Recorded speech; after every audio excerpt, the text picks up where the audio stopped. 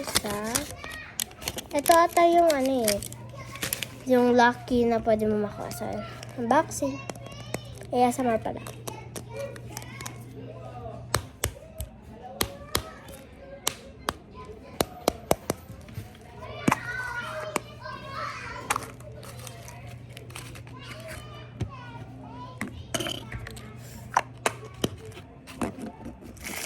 Oh my God.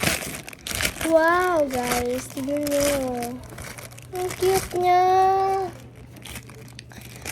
So, ayan guys. Dito na nagtatapos ang ating video. Bye-bye!